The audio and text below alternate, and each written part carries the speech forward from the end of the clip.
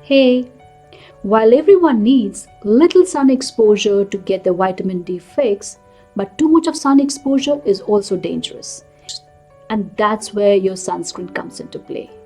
Well, I'm not going to recommend you to any particular brand or any sun care product, but I'm certainly going to tell you how to protect yourself from sunburn and what are the ingredients you should look for and how to select the right sunscreen for yourself. So let's clear up the common sunscreen confusion.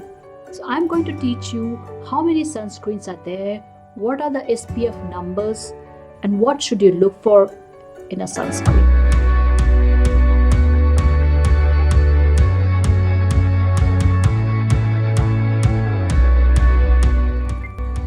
The most important thing to remember is each skin reacts differently when exposed to the sun.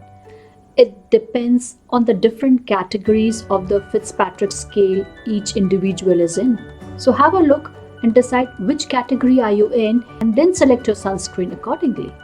So I'll talk about the Fitzpatrick scale a little later. So before that, let's understand what is a sunscreen or a sunblock and how many types of sunscreens are there.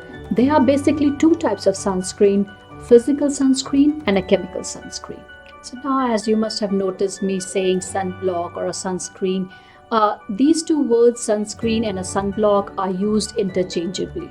Physical sunscreen or a sunblock is reflecting, whereas your chemical sunscreens are absorbing. So physical sunscreen reflects the light back when you apply it on the skin. So when you apply a physical sunscreen, it's working like a barrier or a shield, which is protecting your skin from the sun. It protects your skin from the rays UVB and UVA.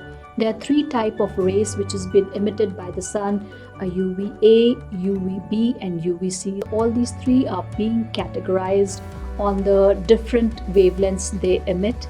UVC being the shortest is being absorbed by the ozone layer, so whereas your UVB rays is a medium wavelength and your UVA is the longest wavelength. Physical sunscreens are great for sensitive skin and for children, and when I say children, children above 1 year, because before that their skin is too sensitive, so avoid exposing them to the sun too much.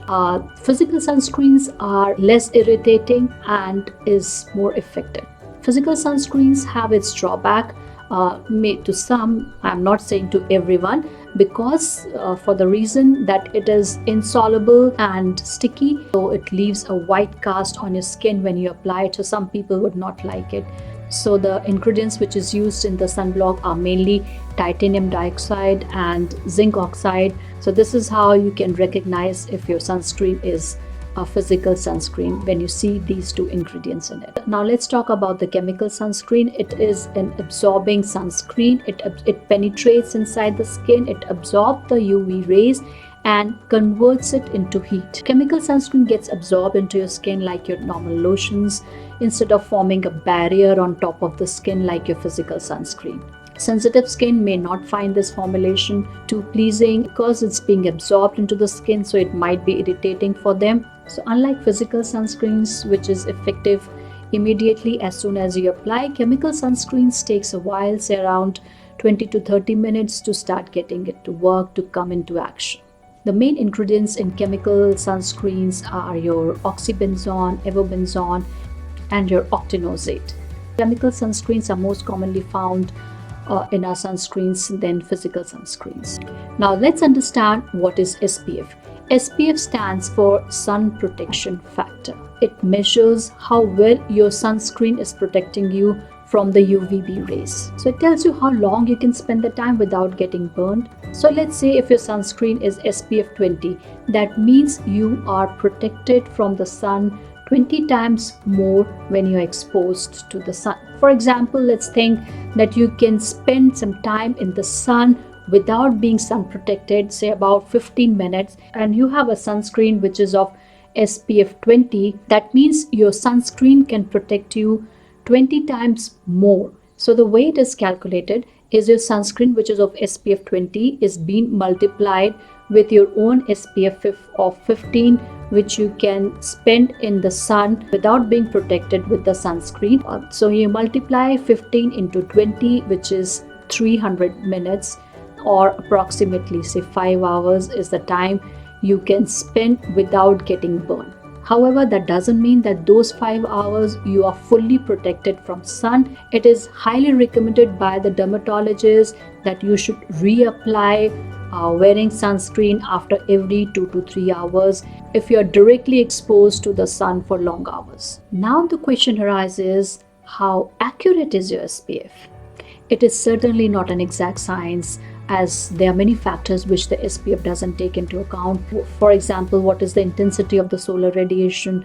And this includes the time of the day, like for instance, from 11 a.m. to 3 p.m. the sun rays are really intense, and that's a time when you can get burned the most. Secondly, what type of a season you are in, whether it's a winter, summer, or it's a rainy season. And thirdly, the reflection of the solar radiation. Where are you? Are you on the sand?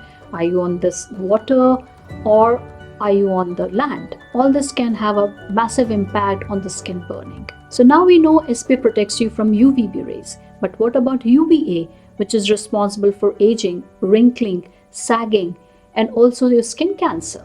While SPF indicates a level of protection from UVB rays, there are PA and star ratings, which indicates the level of protection from UVA. PA is short for protection grade of UVA. PA rating was established to inform the consumers about the level of protection they are getting from UVA rays. It's marked with the number of pluses. The more the pluses, the higher the protection. Some countries have the star rating, which indicates the level of UVA protection.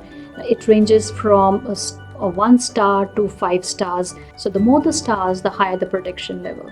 UVA with a single star, the level of protection is around 20 to 40%, and if it's with 5 stars, the level of protection is around 90 to 100%. The sunscreen, which offers the minimum level of protection, has 1 star, and the ones which have 5 star offers the highest protection. Now let's talk about what sunscreen is best for you. So ideally SPF 30 with PA 4 pluses or a star rate of 90 to 100%, which is a 5 star, is best for UV protection. But here the Fitzpatrick scale, which I had spoken about earlier, becomes essential to consider before you go to buy your sunscreen. If you are one of those whose skin burns easily, then it would be advisable to go with a higher SPF rather than going with SPF 30. So now when you know what type of a sunscreen you should use, what number of an SPF you should wear, what should be the star rating of your UVA sun protection, now comes the question of its application. So as a general thumb rule, you should apply around 6 to 8 teaspoons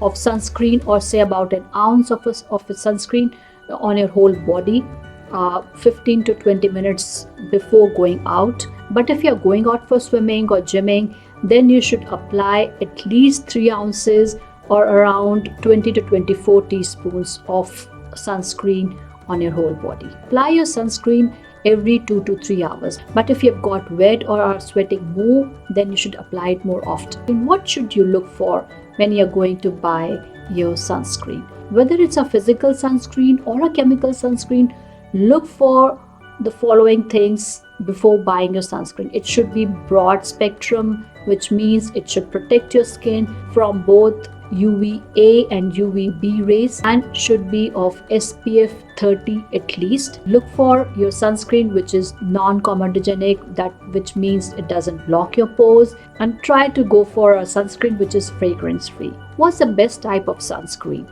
It's absolutely your choice for what's the best type of a sunscreen, whether it should be a lotion, it should be gel, cream, spray. It's personally your preference. The best sunscreen is ultimately the one which you will use. But of course, sunscreen is only effective if you use it right. Use sunscreen year-round, whether it's summer, winter, whether you're indoors, outdoors. Don't be under any false sense of security that your sunscreen will protect you 100%. There is no sunscreen which can protect you 100%. So it should be a combination of your shades, sunscreen, clothing, and your common sense. Just remember, no sunscreen is 100% effective from preventing you from burning and aging, but it can just increase the time you can stay outside. So have fun and stay sun safe. I'll see you next week with my next video. Till then, bye bye.